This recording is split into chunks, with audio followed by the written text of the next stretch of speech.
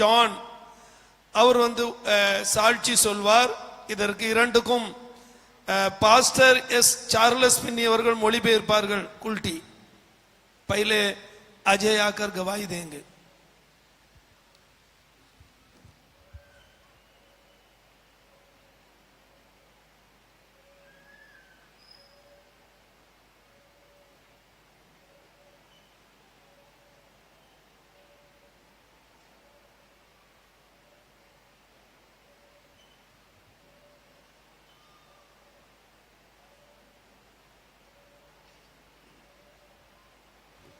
Praise the Lord.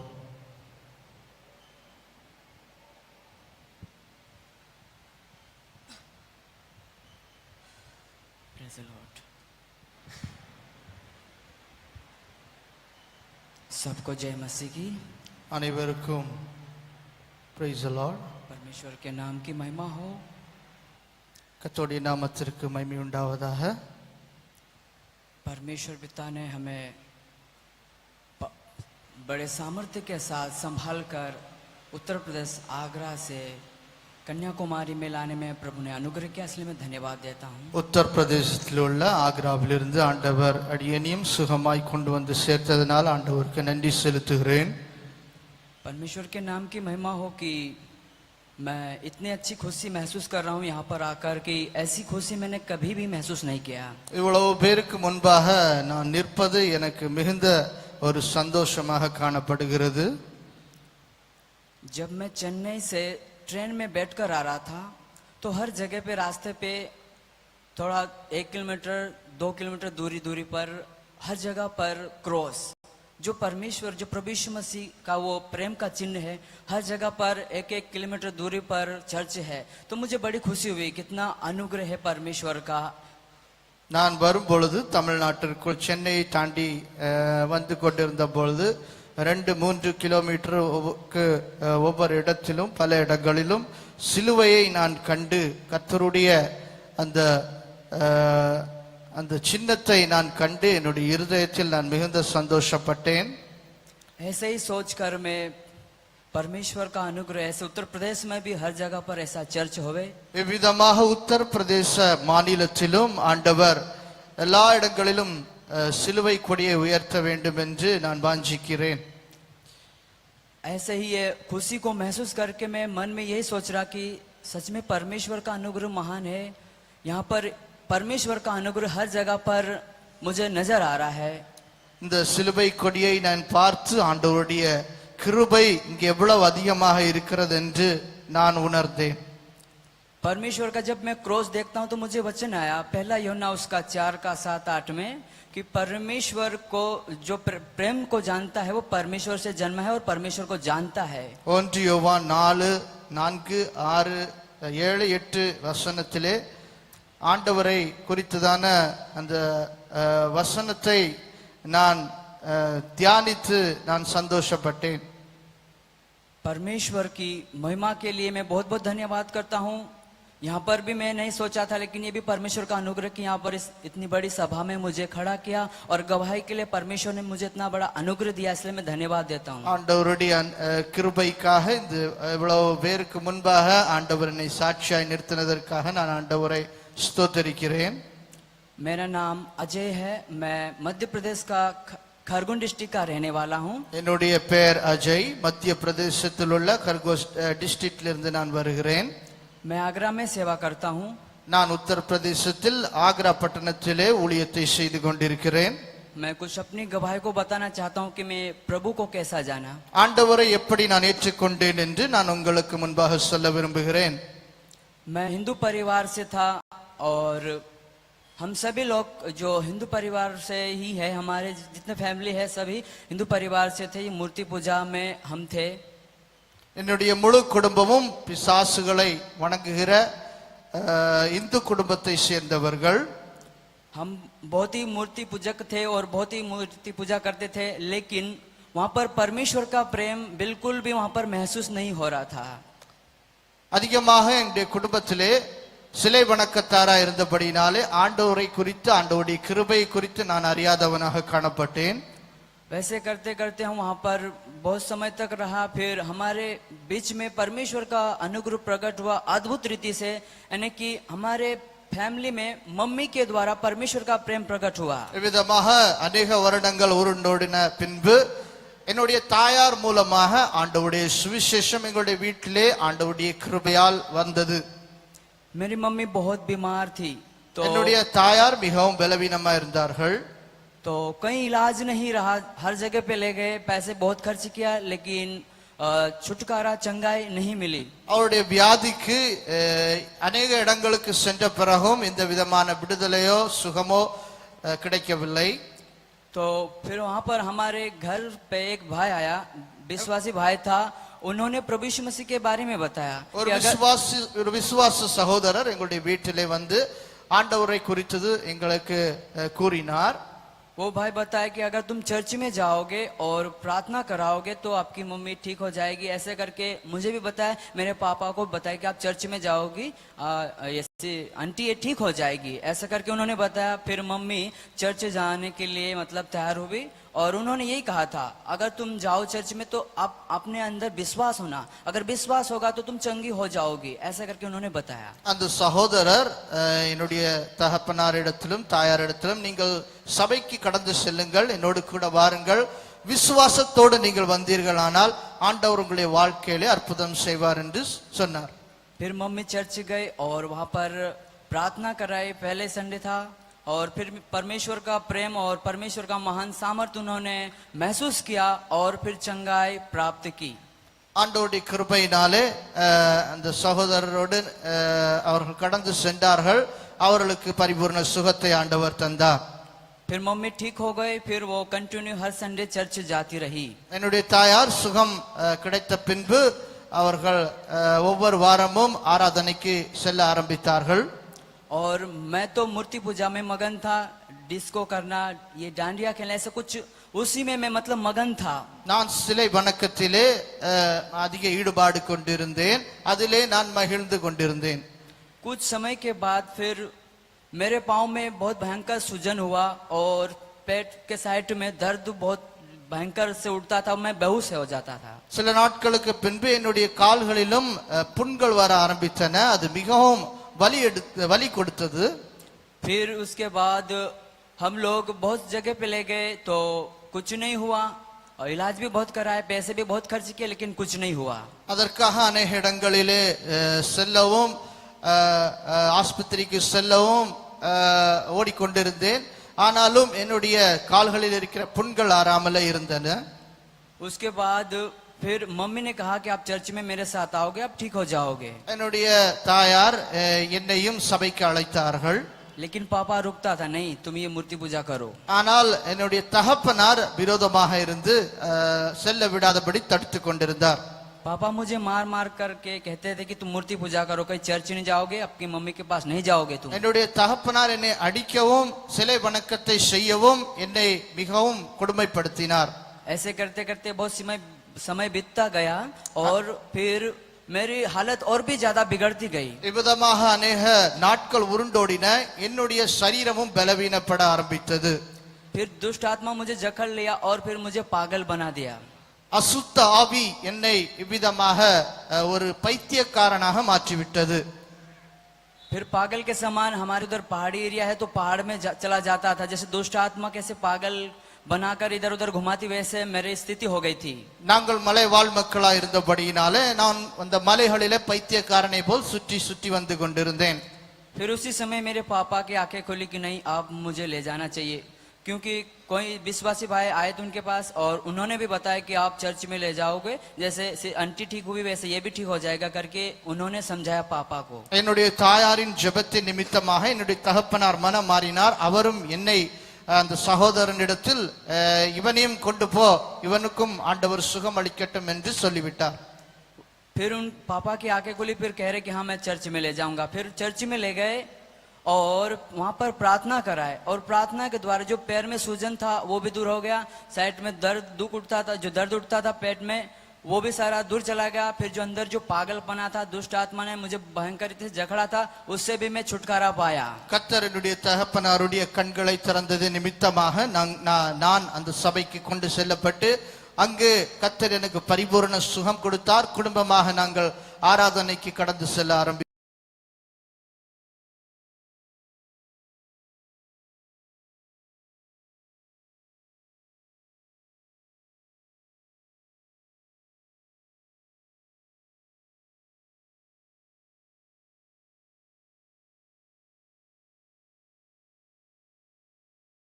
भेड़ बकरी को चराने वाला था।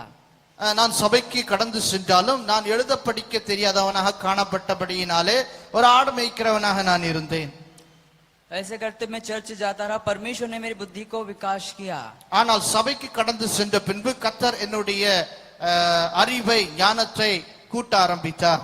फिर वहां पर एक पासेज एक वचन दे रहे थे, पहला पत्रस उसका 1:15 में लिखा है, जिसके पास बुद्धि की घटी है परमेश्वर से मांगो। 1 பேதுரு 1:15 எழுதப்பட்டிருக்கிறபடி எவருக்கு ஞானம் தேவையோ அவர்கள் என்னிடத்தில் வர கடவர்கள் என்று இந்த வசனத்தின்படி ஆண்டவர் என்னோடு பேச ஆரம்பித்தார். वही वचन लेकर मैं फिर प्रार्थना करता रहा कि परमेश्वर आपका वचन कहता है बुद्धि देने के लिए। पिता मुझे तो बाइबल पढ़ना आता ही नहीं, मैं कैसे समझूंगा। ऐसे मेरे अंदर ऐसे सवाल उठते थे और फिर मैं प्रार्थना करता था और बहुत दुखित रहता था, क्योंकि मैं पढ़ा लिखा नहीं था। अगर पढ़ा लिखा होता तो मैं काश बाइबल पढ़ता। அந்த வசனத்தின்படி நான் விசுவாசித்து ஜெபிக்க ஆரம்பித்தேன். ஆண்டவரே எனக்கு ஞானம் இல்லை, அறிவு இல்லை, ஞானத்தை தாரும் என்று நான் ஜெபிக்க ஆரம்பித்தேன். ஏனென்றால் எனக்கு படிக்க எழுத படிக்க தெரியாதவனாக இருந்தபடியால். फिर धीरे धीरे परमेश्वर ने मुझे बुद्धि दी और फिर मैं बाइबल पढ़ना एक एक अक्षर जोड़कर मैं पढ़ता था। ஆண்டவர் விதமாக ஒவ்வொரு எழுத்துக்களை கூட்டி நான் ஹிந்தி பைபிளை படிக்க கற்றுக்கொள்ள ஆண்டவர் எனக்கு கற்றுத் தந்தார். फिर ऐसे करते करते फिर मैं पूरा नाम एक एक अक्षर करके जोड़ के पूरा पढ़ लेता था। फिर परमेश्वर ने और भी अनुग्रह देता गया। फिर मैं बढ़ता गया परमेश्वर के अनुग्रह में। முதலாவதாக விதமாக என்னுடைய பெயரை நான் கூட்டி படிக்க எழுத கற்றுக்கொண்டேன். படிப்படியாக ஆண்டவர் இதிலே என்னை வளர்த்தி கொண்டு வந்தார். फिर वहां पर वहां कानपुर करके जगह है, वहां पर पास्टर केरल के थे, वो George Varghese north eastern ministry के थे वो। तो वहां पर उन्होंने ट्रेनिंग सेंटर खुला, तो वहां पर फिर बाद में 6 महीने तक मैंने वहां पर करने की प्रार्थना की और परमेश्वर ने वहां पर मुझे भेजा। அங்கே ஜார்ஜ் வர்கீஸ் என்று கூறுகிற ஒரு பாஸ்டர் இருந்தார். அவர் ஒரு பைபிள் ஸ்கூல் நடத்தி கொண்டிருந்தார். அங்கே நான் கடந்து சென்றேன். फिर उसके बाद वो 6-7 महीने होने के बाद फिर मुझे सेवा में भेजा गया। 5-6 மாதங்களுக்கு பின்பு அவர் என்னை ஊழியத்திற்கு அனுப்பினார். फिर वहां पर जब मैं सेवा में गया, इतना तो मुझे नहीं ध्यान था, लेकिन मुझे ध्यान ज्यादा से ज्यादा मुझे फुल गास्पल में आने से ही ज्यादा ध्यान और ज्ञान मिला। அந்த ட்ரைனிங்க்கு பிற்பாடு நான் ஊழியத்திற்கு கடந்து சென்றாலும் ஊழியத்தை குறித்து எனக்கு ஒரு சரியான அறிவு இல்லாதபடியினாலே நான் ஃபுல் காஸ்பலுக்கு வந்த பிறகுதான் அந்த ஊழியம் என்னுடைய அந்த காரியங்களை நான் அதிகமாக கற்றுக்கொள்ள ஆண்டவர் கிருபை செய்தார். फुल गास्पल में मऊ में पास्टर राजामणि पास्टर वहां पे सेवा करते थे। நாட்களிலே மௌவிலே பாஸ்டர் ராஜாமணி அவர்கள் ஆண்டவருடைய ஊழியத்தை செய்து கொண்டிருந்தார்கள் இந்த ஸ்தாபனத்திலே. वहां पर मेरी मौसी रहती थी, तो वहां पर मैं ऐसे मेहमान आया था। मेहमान आया तो वहां पर फिर बाद में संडे का दिन आया, तो मैं मौसी के साथ चर्च में गया। என்னுடைய சித்தி கூட நான் அந்த சபைக்கு கடந்து செல்ல ஆரம்பித்தேன்.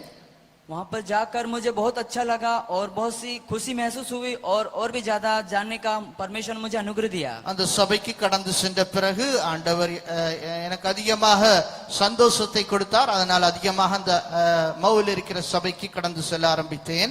फिर वहां पर पास्टर जी से मुलाकात हुई, उनसे बात करने के लिए समय मिला और उनसे बातें की और उन्होंने मेरी गवाही पूछा, नाम पूछा।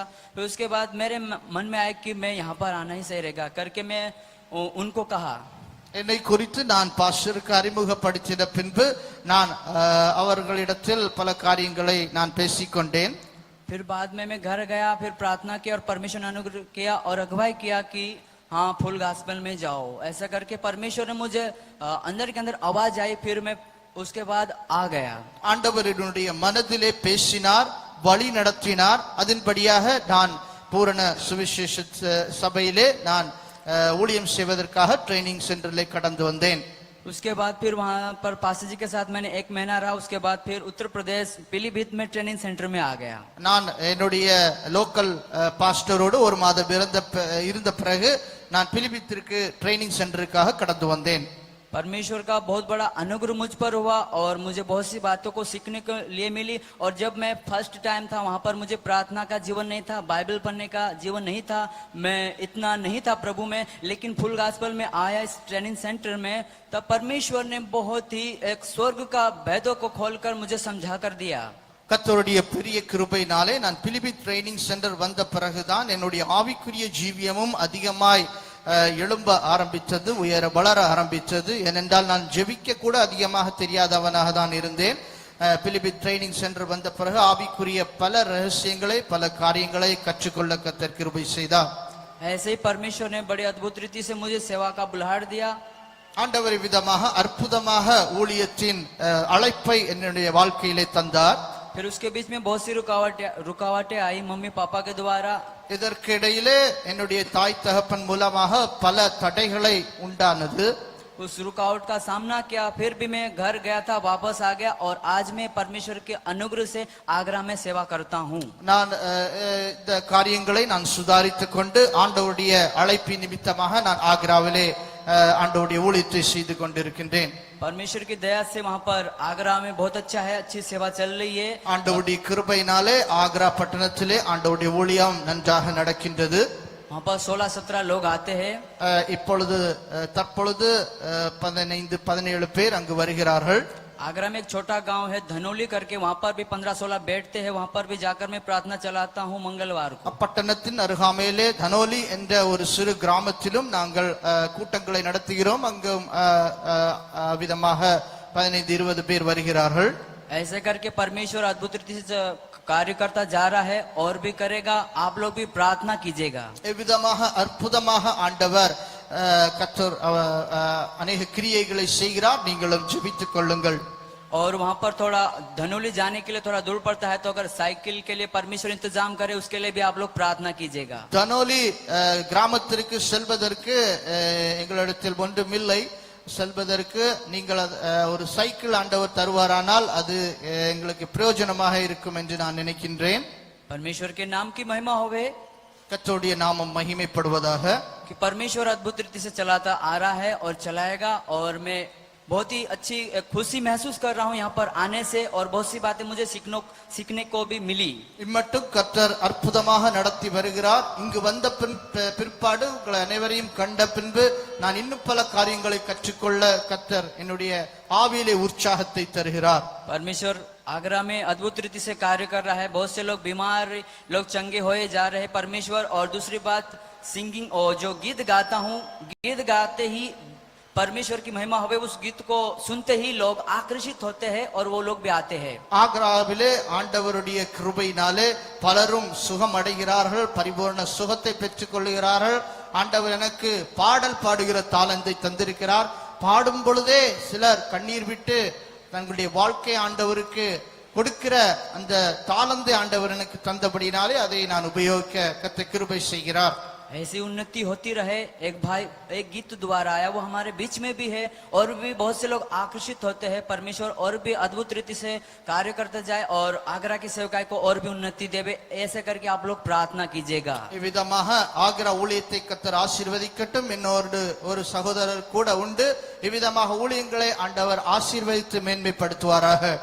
मैं एक छोटा गीत गाना चाहूंगा, जो मैं पहला जिंदगी को याद करके मैं पहले कैसा था अब कैसा है, वही एक छोटा सा गीत गाऊंगा मैं। ஒரு சிறு பாடலை நான் உங்களுக்கு முன்பாக என்னுடைய வாழ்க்கையிலே அது பெரிய கிரியைகளை செய்ததனாலே ஒரு சிறு பாடலை நான் பாட விரும்புகிறேன்.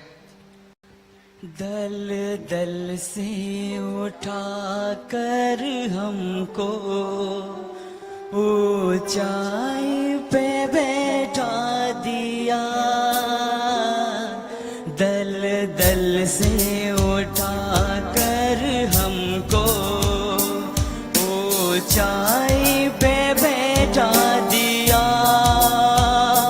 प्रभु तेरे लहू के कारण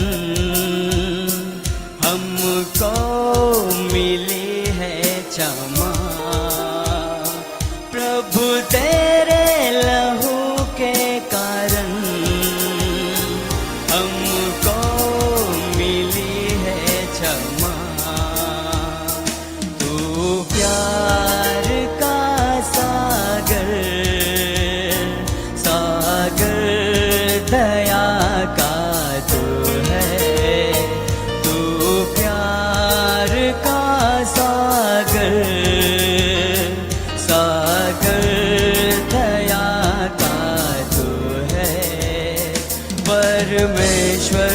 होने पर भी तू मानव रूप धारण किया। परमेश्वर होने पर भी तू मानव